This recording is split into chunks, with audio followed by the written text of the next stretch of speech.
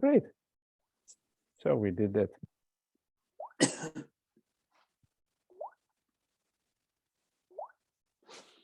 Got it.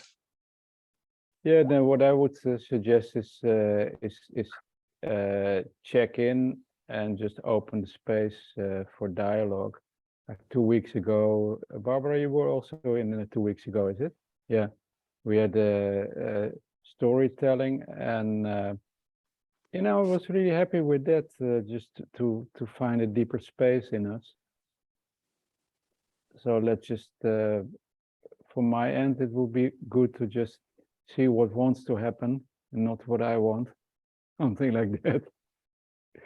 So maybe start with a check-in and then jump in. Who likes to start?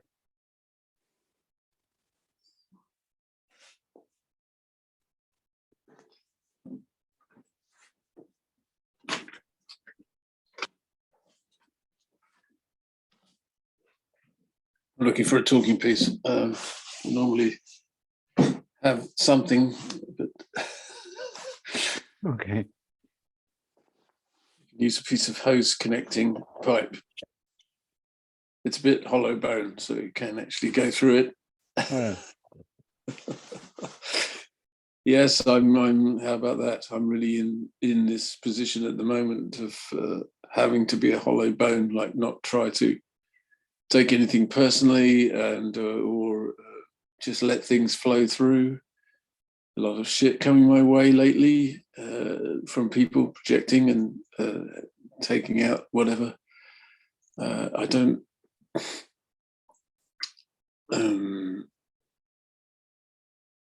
That's what it feels like, anyway. But I'm finding some kind of resilience in me that I don't get so upset about it or resistant that I lose my center. But I can just, speak my truth. It's a difficult time all round. Speaking one's truth will inevitably be contrary to somebody else's, and if we're in a contentious situation, that can be challenging. So remaining calm is kind of essential. I was in a men's sauna for about 3 hours yesterday, which was great. So I got back here about 1 o'clock in the morning to receive one of these emails that I'm kind of referring to, or one of these expressions. So I spent another hour wondering what to do about it, and started writing an email, which I haven't sent. I have learnt. I write from my heart and then don't send it. And look at it again with new eyes. I think that's quite a full round check-in. Well, in 2 minutes, 3 minutes, I'm handing it to Barbara.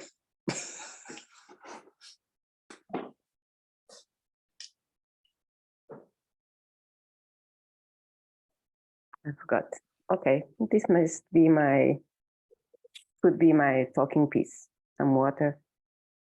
Yeah, it's a little bit more than half of the glass, so yeah, I can see it is, well, maybe this represents that I'm flowing with life.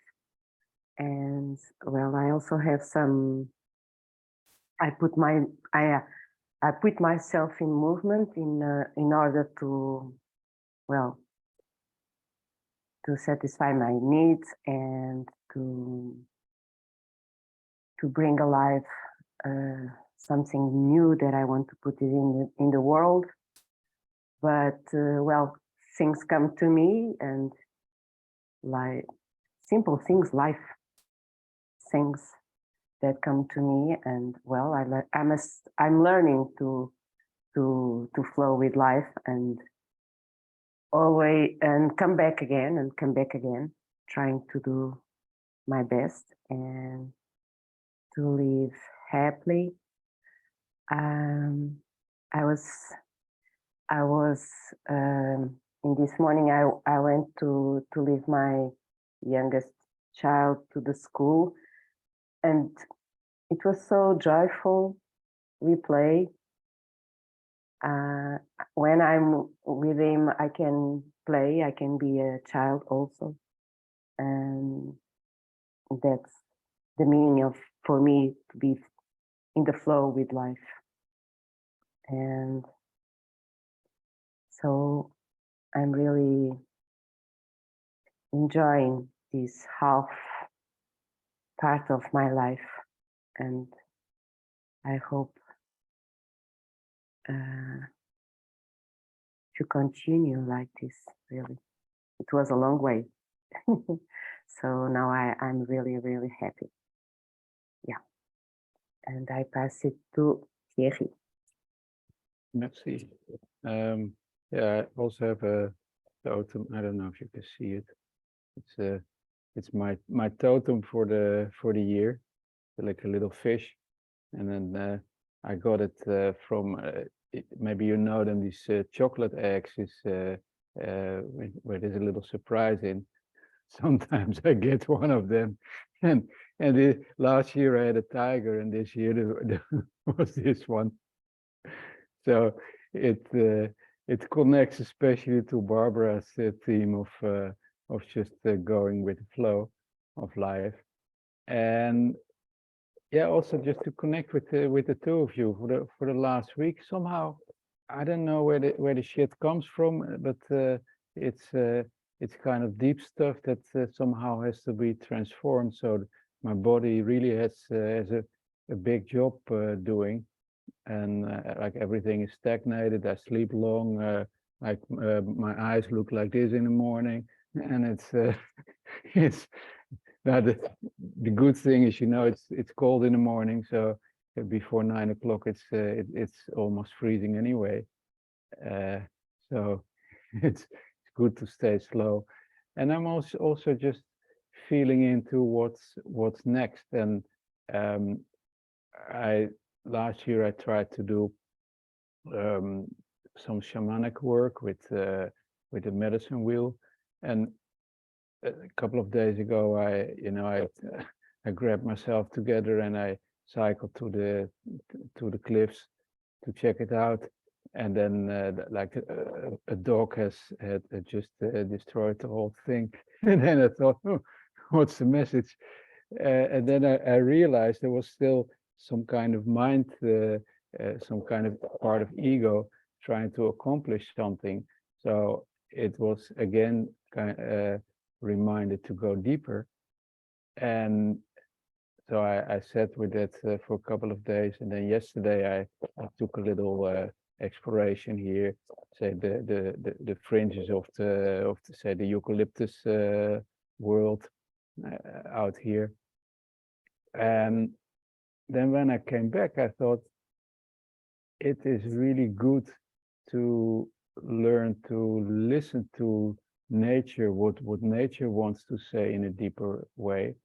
So I took a short walk in the forest here, and then I consciously connected to the spirit or the devas of the land. And funny enough, I thought, you know, then maybe I get some kind of guidance. But last night I had all kind of dreams around what happened here before. It's a little area called Aljezur, probably like 40 or 50 houses in the hills altogether. And then I realized also it's almost 50 years ago that the Portuguese revolution, like 1974, and I guess that we are now also in revolutionary times. So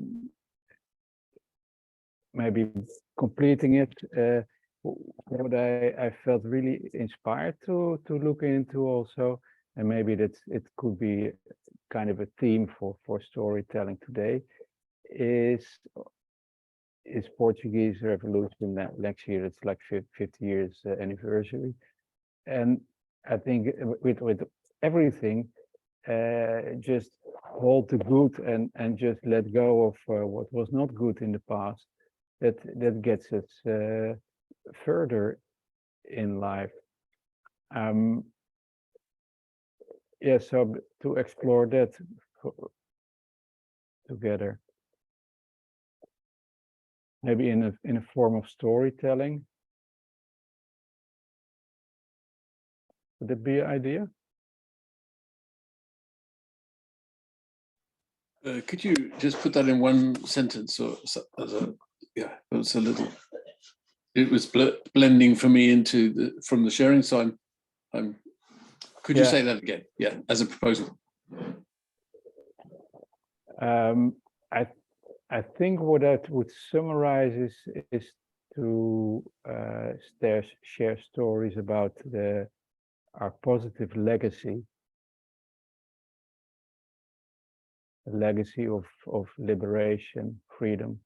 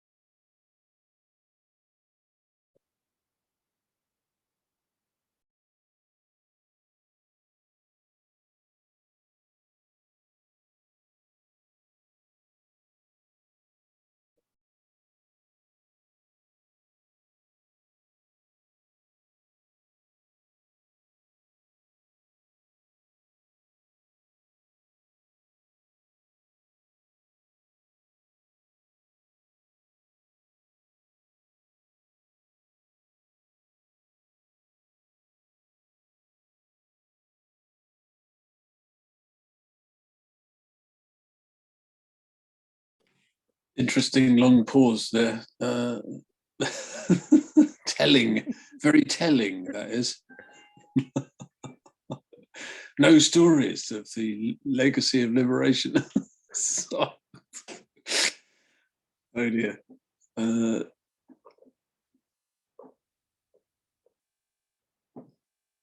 I mean, I'm still with this my personal journey at the moment, which is speaking my truth without so much anger and pain, and but I do question why that becomes a target for other people's. So any liberation I felt from that was from myself. I mean, there was a result on the outside as well, but I suppose I'm more with the process of what it takes to sit in the fire and overcome my own anger. It's my own anger, for example. So if I'm often feeling defensive. So if I feel I'm being attacked, which is however it can come, obviously I'm getting defensive, and it's just a reaction. And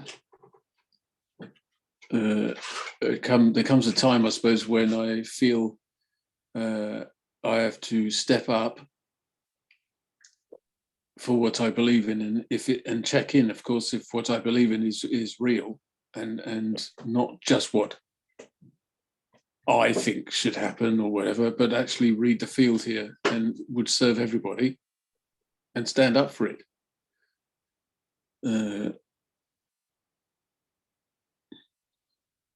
And what I've experienced in the last days is that if there's a sense of if there's no escalation from me to what's going on,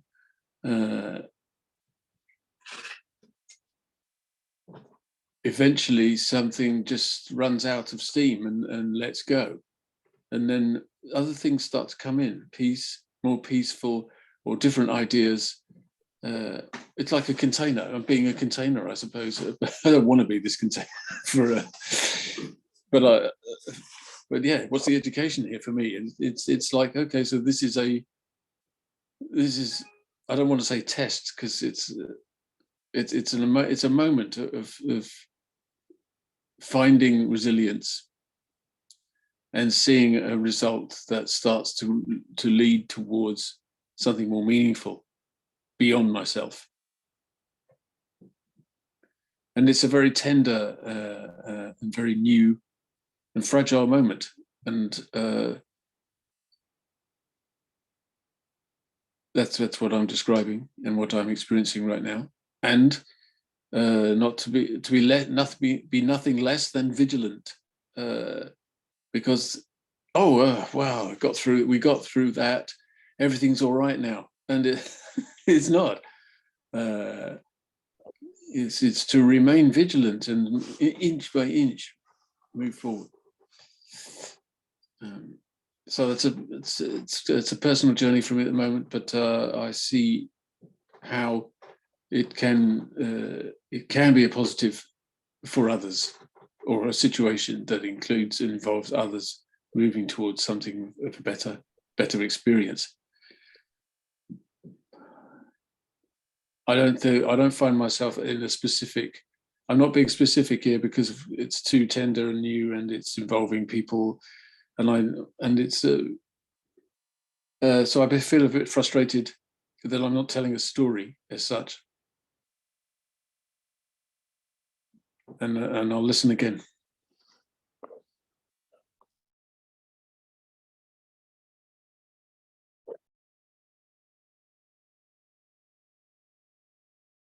You want to pass on the walking stick, or? Yeah, I'm passing it to you then. Okay, thank you. Yeah, thanks for sharing, because that it really deepens the space, and it also makes me realize that what I didn't share in the introduction, I'm very aware that, at least that's my perspective, that part of what I'm doing at the moment is also just digesting you could say, the tears of the ancestors. And when we talked about the freedom and liberation, like part of my heritage, like the family, had to do with the Second World War, and I don't have to go into details, but I've seen before, I just uncovered a couple of family secrets, and then I could see, there was a lot of sorrow, and somehow that apparently many people, you just move on, and then you don't talk about it anymore. And somehow I think what's happening right now is also very much for part of the people to really be mindful.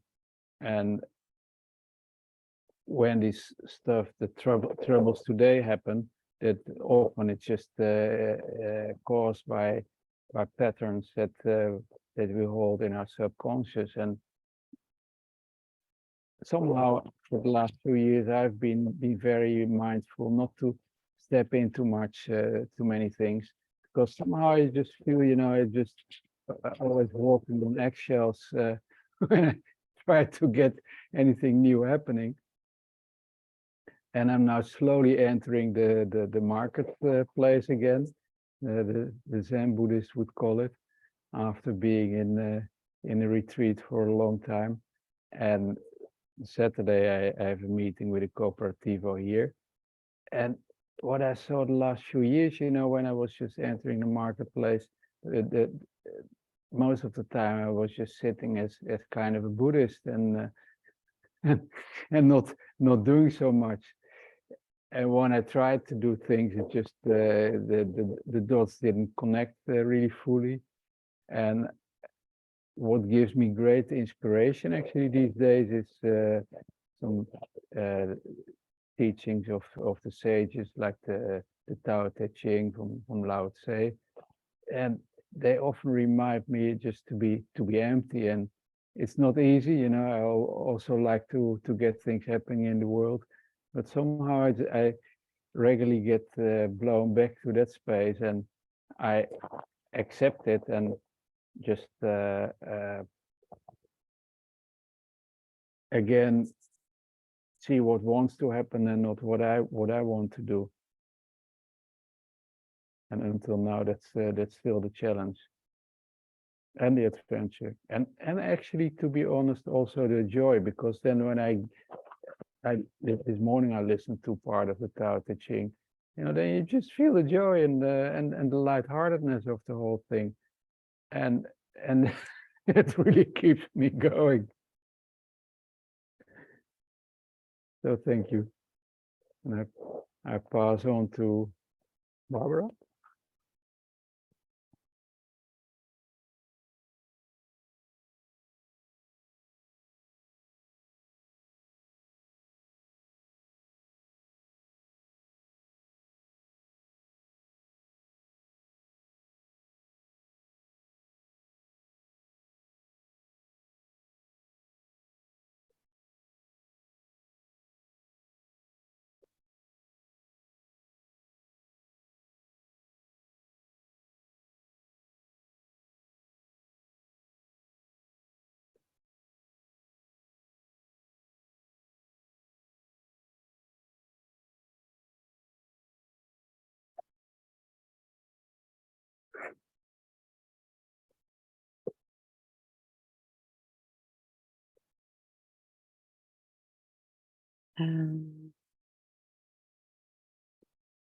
I don't know why, but I don't know if it's because you have this ocean back on your back, Thierry, but when you put the question in the middle, I just have this idea of the ocean.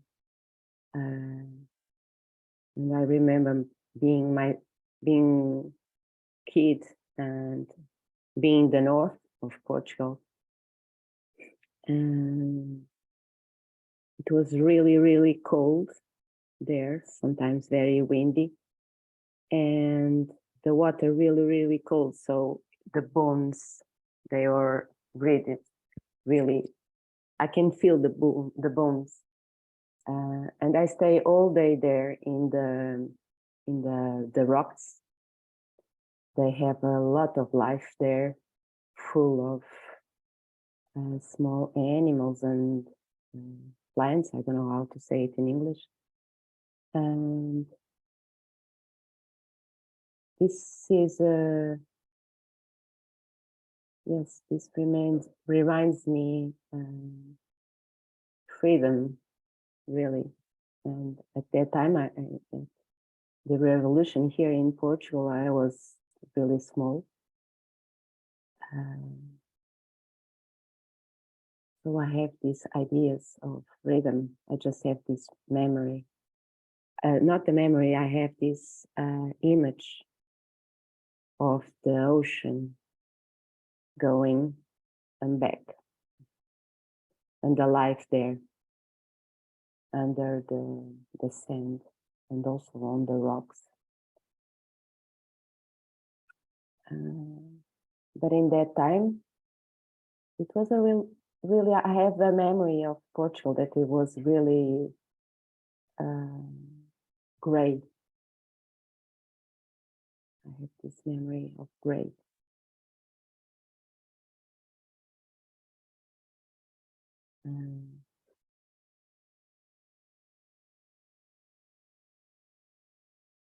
Just gray.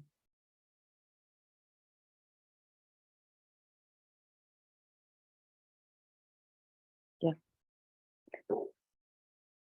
I put it in the center.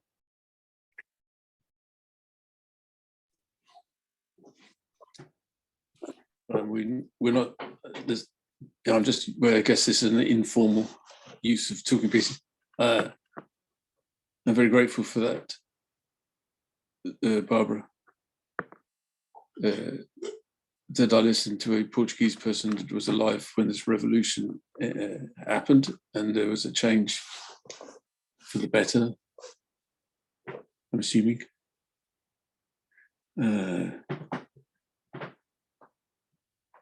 But it brings me, I feel more connected somehow, because otherwise it was just a story in pages in a book. But to hear it from a person that was alive, it's bringing me back somewhere inside myself, into the land that I'm sitting in. I also hear this wisdom of keeping things light and playful, which is also a message I've received before in the last few weeks. I suppose I start laughing at that. Wow, how should I how should I play with this? But I'm curious, and I like this. I like this coming now. These stories. Thank you for this theme, Thierry. Stories of how things become better after a challenge. Yeah, focusing on that, and therefore bringing that. I'm curious, Barbara. You were speaking about something you wanted to bring in the world. I don't know if this is a time or a moment you would share or declare what that is. I'm curious.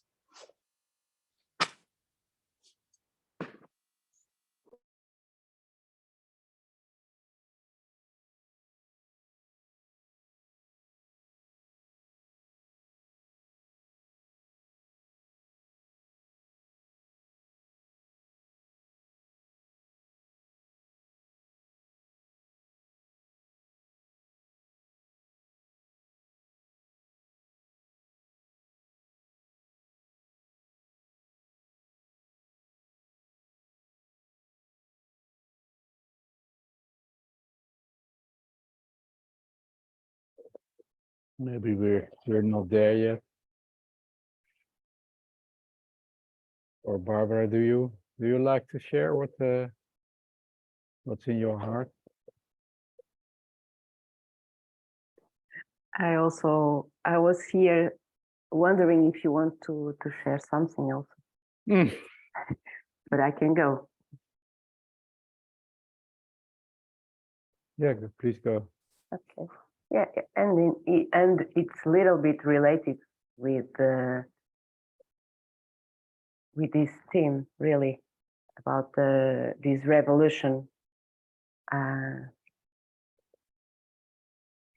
really have the feeling that I was born in that time of changing, so I have this feeling inside myself of bringing change to the world. And the last years I was playing and searching and playing, searching, and also open to receive and to understand what is mine to do. What can I do to bring something to the world that fulfill me, and also can bring some positive action, some positive change, as I see it, of course. And in that journey, I contact different practice and learnings, and such as council. It was, I think, my beautiful first step, and non-violent communication, mindfulness, and what else? Coaching. And now I want to give this to the world. I want to be in service and to bring this to other people these learnings I've done, this journey, and so this is emerging already. So I hope that's what I want to bring to the world. These spaces of connection with myself and with others. That's my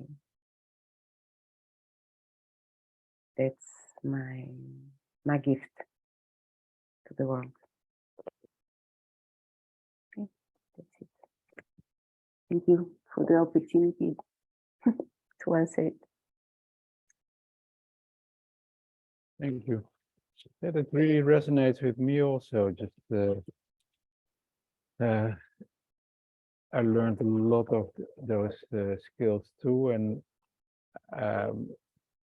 recently, because the things I thought I was supposed to do didn't happen yet, that there was something else I had to do, and I think this is basically the kind of skills that you talk about, Barbara. Kind of the foundation, foundation parts of what's called a new communities, new civilization that we can hopefully create. And I also feel really inspired to do more with that. But somehow, the last few years, nothing much happened yet. And maybe I'm just still sitting here to ripen, to mature to the right level. And when I was listening to you, Barbara, I also realized if you talk about the legacy, like history, it's not never black and white. It's always some gray. And in my family, there was one part that was kind of the and just very specifically, one of my grandfathers, he was on the wrong side. He was working for local government, so he ended up in prison after the war ended. But before that, and that connects back to Portugal, one of my uncles, he's a half brother of my mother. He escaped from the Netherlands and first went to Belgium, and when I was in Holland in December, I read his diaries. He passed away some years ago, but he first went to Belgium, and then he asked the local government, he was willing to work. And what he described, actually, there were at that time millions of people just traveling through Europe because there was a lot of work in factories to make stuff for the war.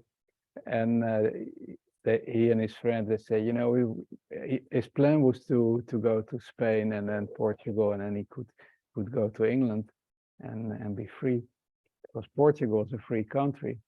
And the way he described it really inspired me on the positive side of the courage and also how you can look at life in difficult times.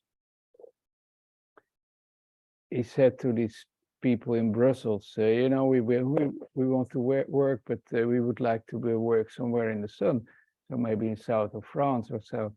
So then, okay, there was some factory in the south of France. They could go and work. So they got a ticket for the train, jumped on a train to the south of France, and there again, they had their own plan, their own agenda, and they silently moved to the border with Spain, and that was kind of a messy area where it's Spain was not really a free country, and there were a lot of Spanish refugees coming to France. It was really messy, but somehow he did some translation work for a German soldier, and then they managed to come into Spain.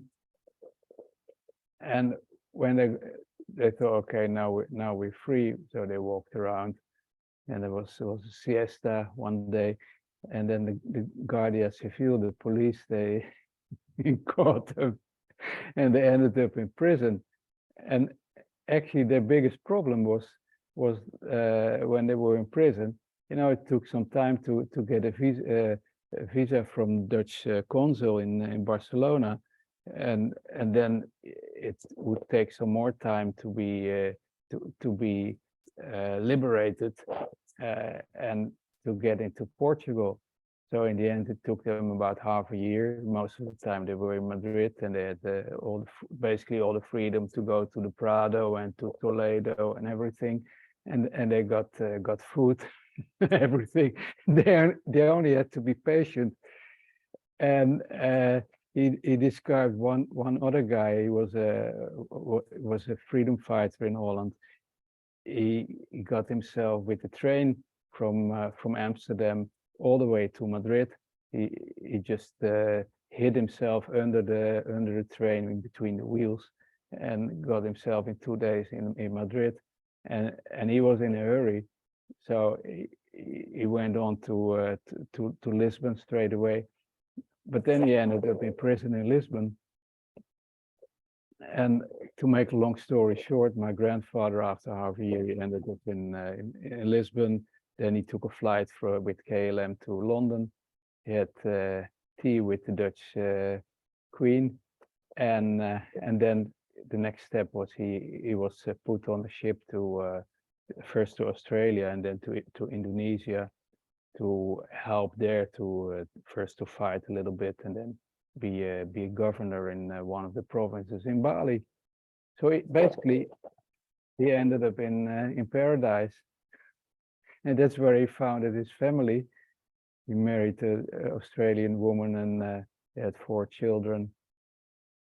And yeah, so for me, that was kind of a lesson where there's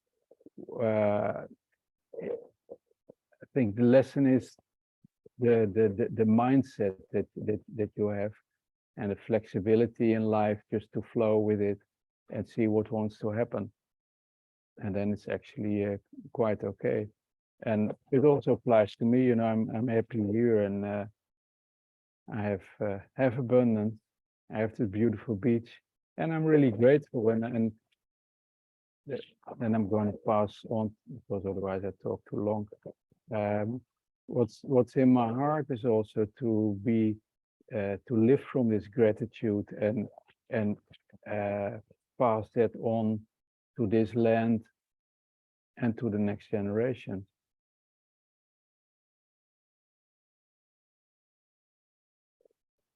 So I put the piece in the middle, the fish.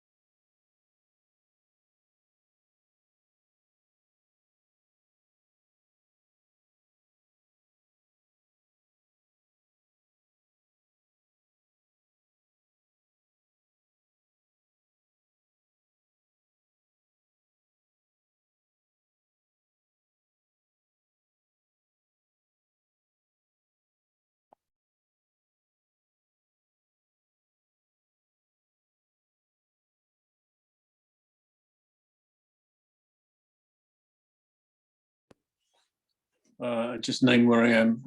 So I'm sitting with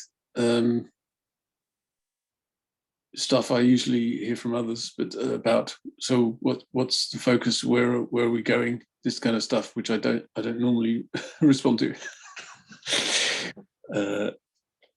And I'm thinking, okay, so what can I offer? And nothing really is coming. So I'm just sitting with the silence, and maybe something emerges. There seems an equal kind of wallpaper amount of stuff passing by and coming up in me, but there's nothing coming strongly to offer.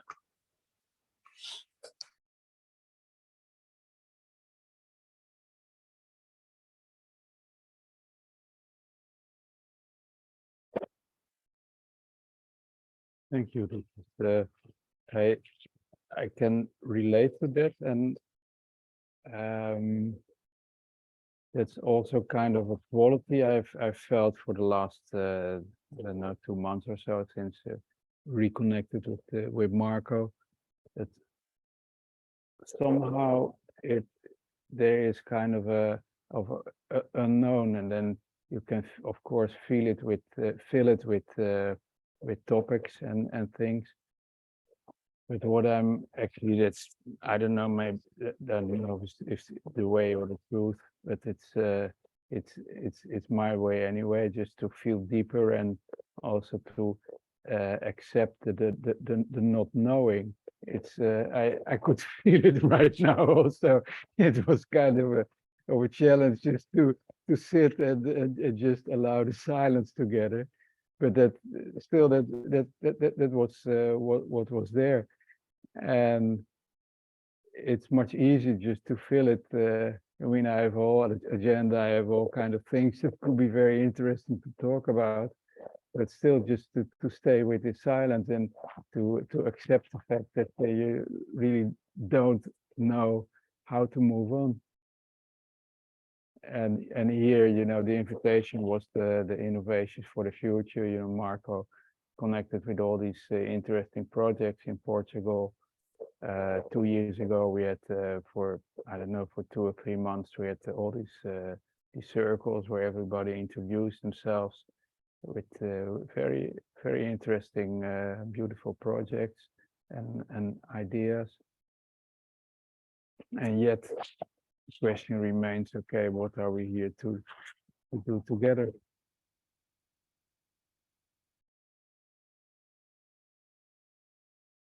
So thank you.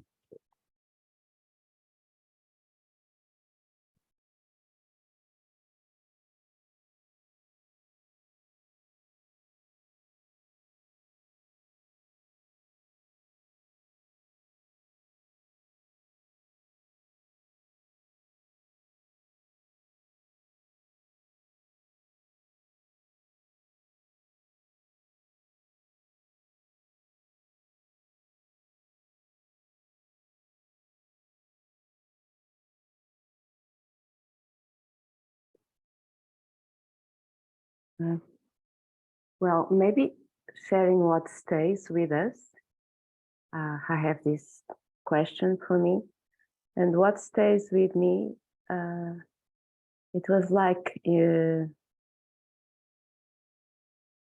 how to say, like a, you know, the story that you brought from your uncle, I believe. And for me, it was like a thread. It was like, and also as being a diary, something that was wrote. So for me, it was like a thread that connect all the stories. Like I'm doing this. I don't know how to say it. Like.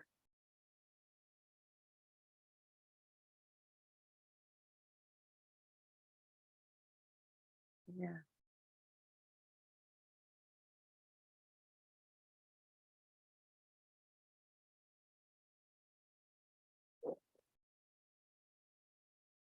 I really don't know how to say it in English.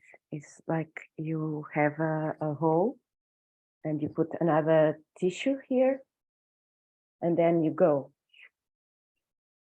like this. May I speak? Yes, of course. Yes, in English, darning is another form of sewing. So if I'm making a cloth, I'm sewing. Depends on the fabric as to whether we use that word or not. But to fix something, I think is darning. Although I'm not the one to ask because I don't do it. Okay, thank you. Yeah, but it's what I keep it with me now. I don't know what this means, but it is what the image I have it with me. Whoop. In the middle. I feel I'm in some sadness. Yesterday, in one of the experiences I had, I was in a sauna with a men's group, and we were sharing stories. What came up was story of Hiawatha, and from that I'm reminded that I have a book of his story, Hiawatha and the Great Peace. And Hiawatha was a warrior and a peacemaker, and something most incredibly tragic happened to him, his family, and he did something quite totally beyond what was considered possible in terms of forgiveness. And what I got from telling the story, which I don't really know, and I need to read it to speak of it again, really. What I heard from telling was that an event so enormously challenging was dealt with in such a way that it inspired people with the depth of the intention of the peacemaking, and then they aligned with it.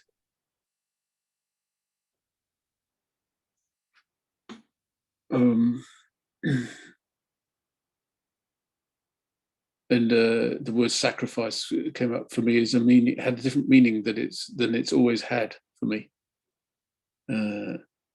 I've read a translation of sacrifice as something to do with making something sacred, but but I didn't have a particularly positive view of sacrifice. But in this story, I understood something different, and the thread that you demonstrated, Barbara, was something around an intention for me that has to go through different fabrics and spaces. It can be fixing or making something new, but what keeps you together is the intention. What keeps the needle moving is the intention to bring something together.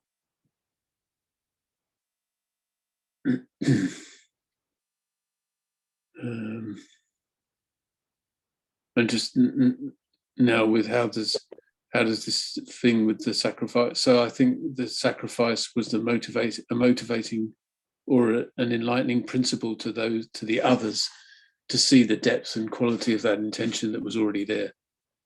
How can I align with this deep, deep, deep intention? And my sadness is, do I have to witness or be part of some great sacrifice? And I suppose I do.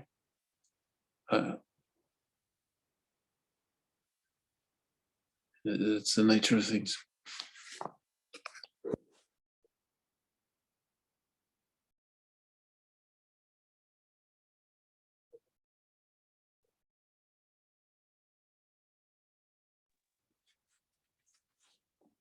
And it's gone serious again. I'm getting serious. Sorry.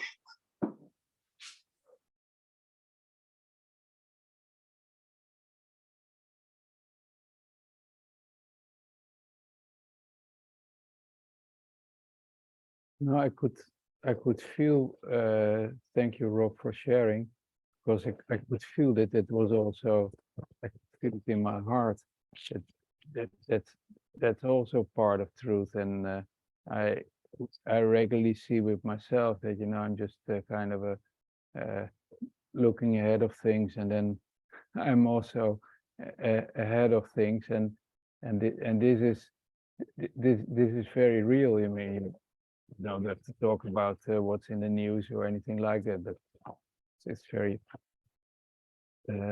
very clear that that's in the air, and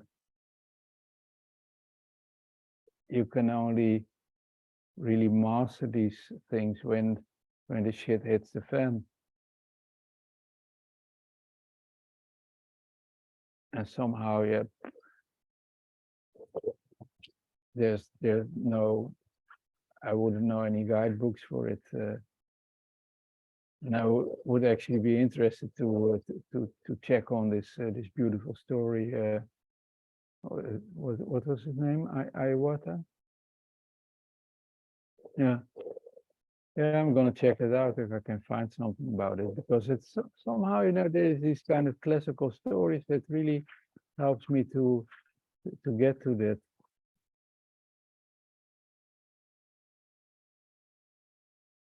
So thank you. I actually see it's 3 minutes 10:27. I'm not in extreme hurry, but let's just focus on just finishing the circle, if that's okay.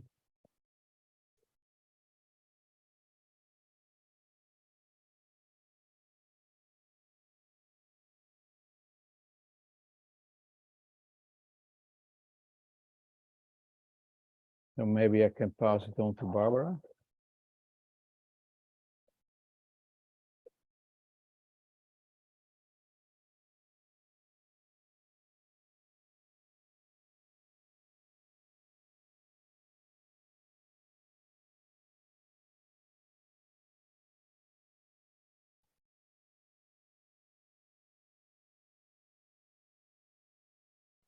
I wanted to do cheers, but I don't have nothing.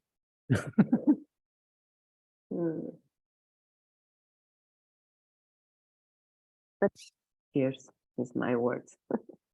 Yes, joy. I really love to be in circles with it. And I know that always come after things get clear. And that's Rob.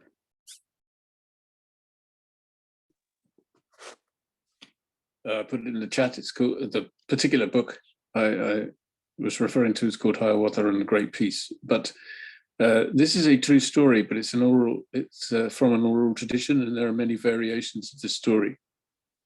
And but part of this work that Hiawatha and his partner, male, another warrior that he worked with as peacemaker, their work, some of it went into the American Constitution. They were from the Iroquois Confederation.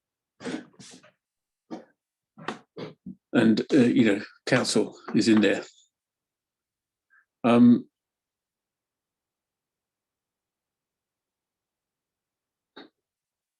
I'm happy I was happy this morning to see you both. And I was wondering where you were, Barbara, this last year. I not that you were missing, but somehow or other, I really valued your presence a great deal on the European Council Network and in the meetings we've had and the work that we share. And somehow the network's just dissolved. Or it's not, for me, it's not alive. Something's going on. And I'm wondering where everyone is from the European Council Network, from the Portuguese Council Network, what's happening. So it's good to see you, Barbara. I really, so for me, one of the values of today is just the showing up and seeing who's there, to stay connected. I really appreciate, yes, what are we here to do? Because there's a lot of talking, not today necessarily, but talking. People are talking, and some people raise up and say, "Oh, more talking. You know, we need to do something." Yes. I sort of get that also, but I know there's a period of listening first for me, and making connections and building trust. But that can't go on forever. There's a certain point where action does have its place in the circle, and I would dream that that time of action is where we're all aligned anyway, and we move together because there's trust and connection that we've nurtured. Rather long checkout, sorry, but no, not sorry. Happy to be here this morning. Thank you, Thierry, for holding the space. Thank you. Yeah, what I feel is that I'm really grateful for this circle. There's kind of a depth in the space, and that's just part of life. And thank you, Rob, for sharing also like your struggles, and that's very real. And I don't I don't know what to say more. There's yeah, maybe this kind of acceptance and trust, these qualities that I hold as kind of words. Maybe you have also like 1 or 2 words to just close the circle. For me, it's acceptance and trust.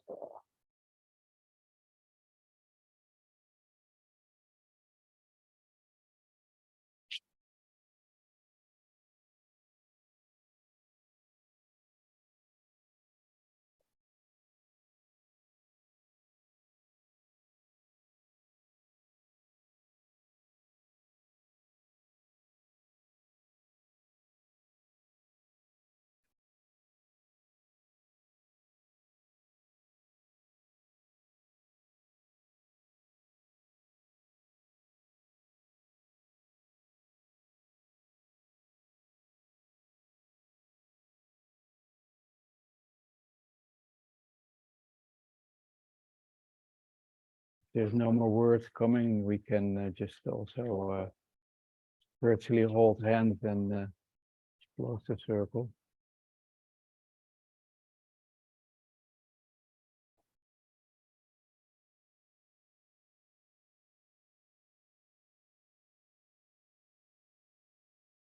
Thanks very much. Have a beautiful day. Yeah. Thank you.